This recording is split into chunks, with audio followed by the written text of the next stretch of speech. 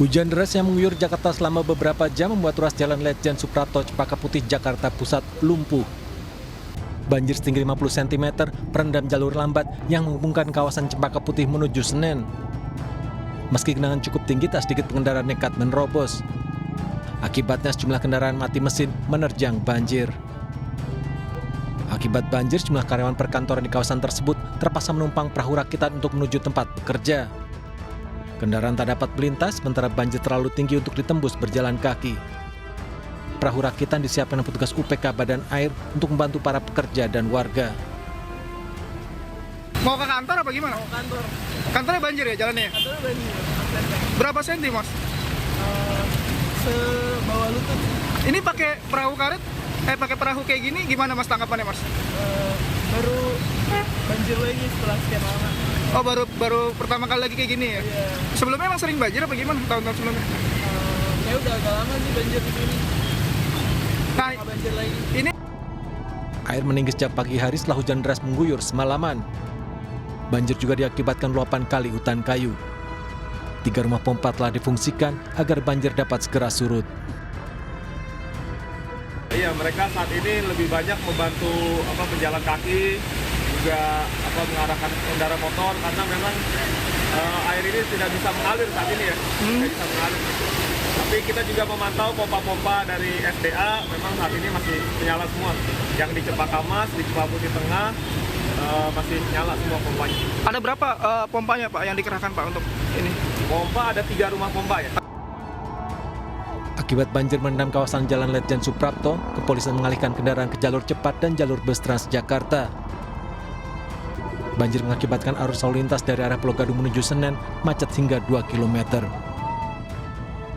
Dari Jakarta, Rani Sanjaya, iNews melaporkan. Pemirsa, hujan yang mengguyur Jakarta sejak malam hari mengakibatkan kawasan Kelapa Gading, Jakarta Utara direndam banjir. Sejumlah karyawan yang hendak berangkat bekerja terpaksa kembali pulang karena kendaraannya mogok terendam air. Banjir merendam Jalan Raya Pegangsaan 2 Kelapa Gading, Jakarta Utara. Ketinggian air mencapai 50 cm di badan jalan. Kendaraan tidak berani melintas hingga terjadi kemacetan panjang. Namun sejumlah kendaraan roda 2 nekat menerobos genangan banjir dan mati mesin. Beberapa di antaranya adalah warga yang hendak berangkat bekerja. Mereka terpaksa kembali pulang karena kendaraannya mogok.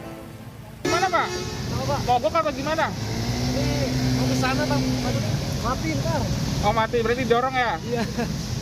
Ini mau kemana dari mana? Mau kemana Pak? Kelapa Gading nggak? Tadi banjir di mana aja Pak? Kurang tahu.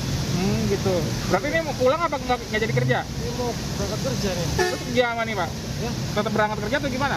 Iya mau berangkat kerja Pak. Abang mau kemana tadi Bang? Tadi saya mau arah ke lihat sana ke Hibrida sana, cuman arah ke dalam kuatnya motor mogok. Ini jalan apa Bang? Ini jalan Hibrida.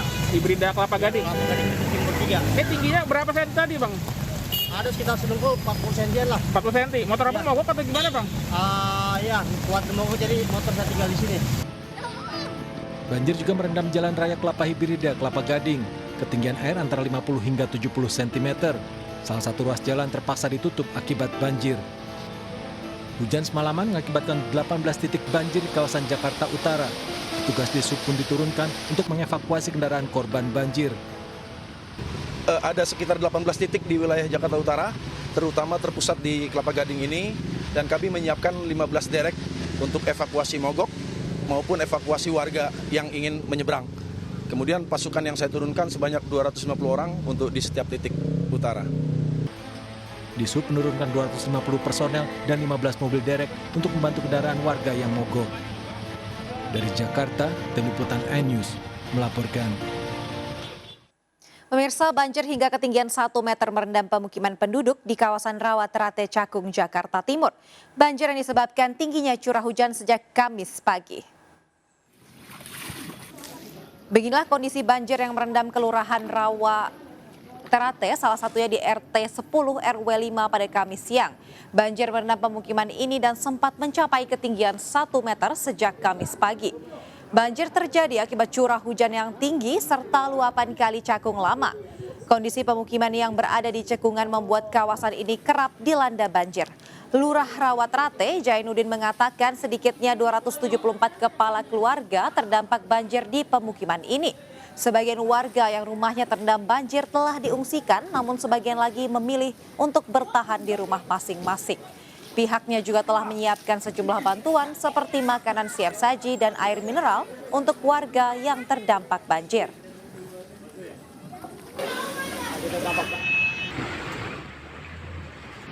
Luapan aliran kali Semonggol serta tidak berfungsinya drainase juga mengakibatkan banjir di ruas jalan Prepedan Raya Kalideres, Jakarta Barat. Ketinggian banjir mencapai 40 cm. Tingginya debit air mengakibatkan sejumlah pengendara motor mengalami mati mesin akibat nekat menerobos banjir. Banjir disebabkan intensitas hujan tinggi di ibu kota sejak Kamis pagi. Warga berharap pemerintah kota Jakarta Barat dapat menormalisasi aliran kali Semonggol serta memperbaiki drainase agar banjir tidak lagi menghantui warga di saat musim penghujan tiba.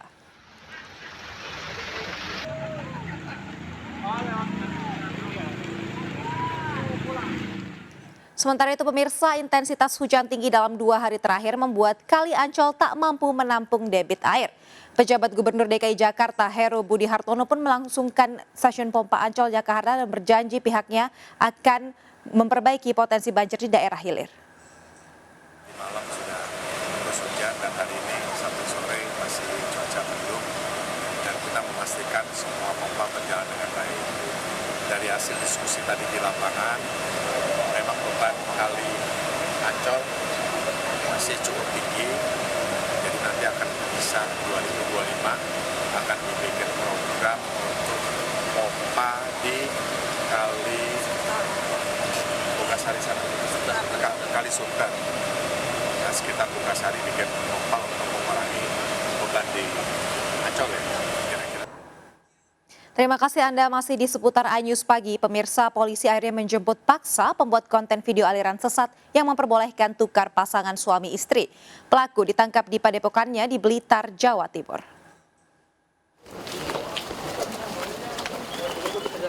Pria bernama Samsudin yang lebih dikenal dengan nama Gus Samsudin diamankan aparat Polda Jawa Timur.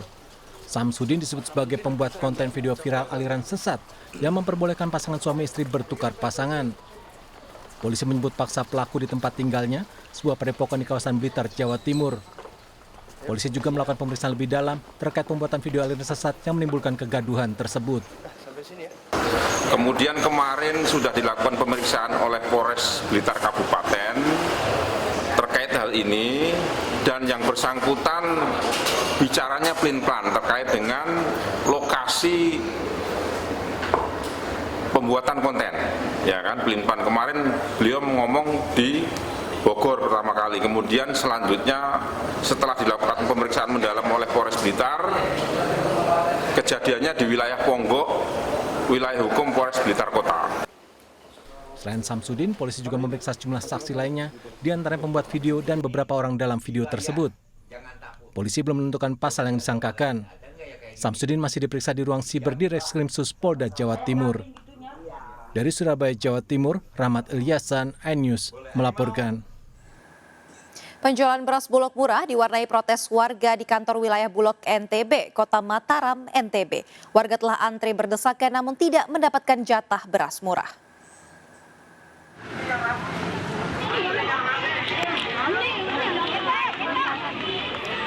Warga berdatangan menyerbu pasar murah beras Perum Bulog NTB di halaman kantor Bulog Kota Mataram, NTB.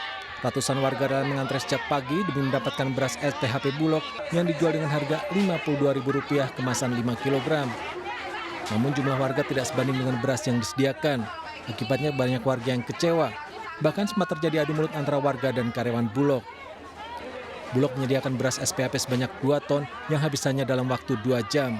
Pembelian dibatasi 2 kemasan atau 10 kg beras per orang. Dapat berasnya? Masih nunggu berarti? Masih nunggu. Berapa sekilo di sini per kilo?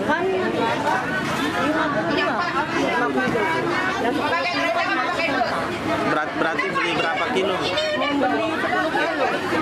Tapi belum dapat berasnya. Cuma sebentar sih saya karena datangnya pagi, hanya cuma 30 menitan lah. Banyak juga peminatnya berarti. Ya, karena kan perbandingan harga di pasar kan jauh sekali. Berapa? Di pasar kan 16.000.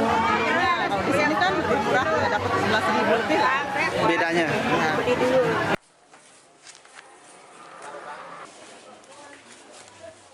Sementara itu pembagian bantuan pangan beras di Klaten, Jawa Tengah diwarnai peristiwa unik kehadiran seorang superhero. Seorang warga berpakaian superhero ikut antre bantuan pangan beras di Desa Tambakan, Kecamatan Jogonalan, Klaten. Sarijo, warga berpakaian superhero, merupakan salah satu keluarga penerima manfaat atau KPM. Ratusan keluarga penerima bantuan mendapatkan bantuan pangan berupa beras medium sebanyak 10 kg. Sarijo mengaku mengenakan kostum superhero untuk menghibur warga yang antre bantuan pangan beras. Saya ngambil bantuan dari pemerintah beras sebesar 10 kg. Yo, saya memakai kostum ini karena saya suka yang unik-unik begitu. Saya dulu pakai Spiderman. Bantuan pangan berupa beras disalurkan kepada 581 keluarga penerima manfaat atau KPM di Desa Tambakan, Kecamatan Jogonalan. Setiap KPM akan memperoleh 10 kg beras jenis medium. Dari Mataram, Nusa Tenggara Barat dan Klaten, Jawa Tengah, Tim Liputan iNews melaporkan. Pemirsa, menjelang bulan suci Ramadan, harga beras medium di pasar Kota Bandung kembali naik, sementara stok beras premium mulai langka.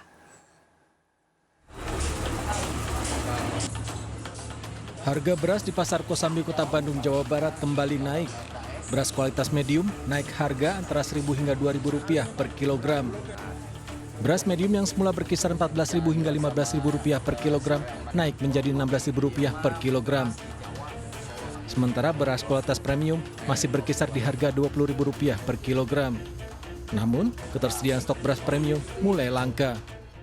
Kalau untuk yang umumnya Provinsi Jawa Barat atau khususnya Bandung, malahan mah ada kenaikan di bawah Rp500 lah yang lokal.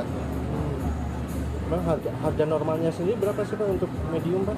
Yang medium aja harga normal, sementara ini mah 16. 16? Iya. Untuk sebelumnya sendiri harganya berapa sih Pak? Ya kisaran 14-15 ribu. Selain beras lokal, beras merah juga mengalami kenaikan cukup tinggi. Harga beras merah semula Rp18.000, kini Rp21.000 per kilogram. Akibat kenaikan harga, para pedagang mengalami penurunan omset penjualan hingga sebesar 30%. Dari Bandung, Jawa Barat, Ervan David, iNews melaporkan.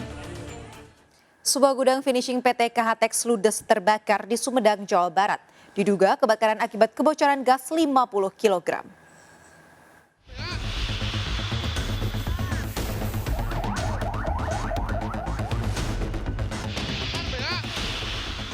Video amatir ini merekam detik-detik api meluluh lantakan sebuah pabrik PT KHTEX di Jatinangor, Sumedang, Jawa Barat, Kamis siang. Akibat kebakaran, seorang karyawan mengalami luka bakar di bagian tangan. Diduga kebakaran akibat kebocoran gas 50 kg yang berada di lokasi. Api kemudian merembet dan membakar sejumlah bahan tekstil dan cairan kimia yang ada di dalam gudang. Adanya mungkin zat kimia yang terbakar. Oleh karena itu saya nyampaikan pada petugas tolong untuk memakai masker. Dan saya masuk sampai ke tengah lokasi, memang ada 2 titik api yang membakar kain-kain yang masih ada. Sejumlah petugas pemadam kebakaran diterjunkan mulai dari petugas damkar KHTEX, damkar Sumedang hingga water cannon Brimob Polda Jawa Barat. Hingga Kamis sore petugas pemadam kebakaran masih melakukan pendinginan karena masih ada sejumlah titik api yang menyala. Dari Sumedang, Jawa Barat, BBN iNews melaporkan. Pemirsa, ratusan pengunjuk rasa berunjuk rasa di depan Istana Negara memprotes harga pangan yang terus melambung tinggi. Para pengunjuk rasa yang berasal dari kalangan buruh ini juga menuntut revisi sejumlah undang-undang serta mengkritik proses pemilu 2024 yang dituding penuh kecurangan. Depan benderanya bendera Partai Buruh. Meski hujan deras, ratusan buruh yang tergabung dalam Partai Buruh dan Konfederasi Serikat Pekerja Indonesia tetap bersemangat berunjuk rasa di kawasan depan Istana Negara. Para pengunjuk rasa dari kelompok buruh ini membawa 3 tuntutan, mulai dari menurunkan harga bahan pokok, mencabut Omnibus Law Undang-Undang Cipta Kerja, dan menegakkan pemilu bersih. Pimpinan pengunjuk rasa menyatakan para buruh harus menggelar unjuk rasa karena harga bahan pokok yang melambung ini tidak diikuti dengan kenaikan upah buruh yang memadai. Selain itu, para pengunjuk rasa juga menuding pemilu 2024 penuh dengan kecurangan. Salah satu indikasinya yakni hitung cepat hasil pemilu 2024 melalui aplikasi Sirekap yang tak bisa dipercaya.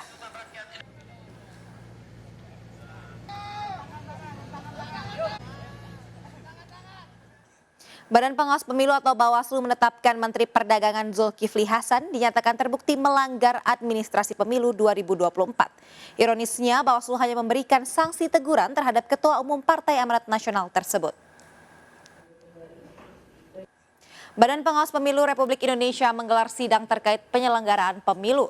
Dalam sidangnya, Bawaslu RI menetapkan Menteri Perdagangan Zulkifli Hasan terbukti bersalah melanggar administrasi pemilu 2024. Ketua Umum Partai Amanat Nasional tersebut terbukti melanggar Peraturan Pemerintah Nomor 53 Tahun 2023 tentang cuti dalam pelaksanaan kampanye pemilihan umum. Walaupun terbukti melanggar peraturan pemerintah, Zulkifli Hasan hanya diberi sanksi teguran oleh Bawaslu RI. Menimbang bahwa berikutnya majelis pemeriksa akan menilai menyatakan terlapor terbukti. Kemenparekraf menyerap aspirasi para pelaku usaha pariwisata dan ekonomi kreatif di Provinsi Gorontalo. Mereka didorong untuk terus berkreasi dan juga berinovasi dalam meningkatkan jumlah kunjungan wisatawan domestik dan juga mancanegara.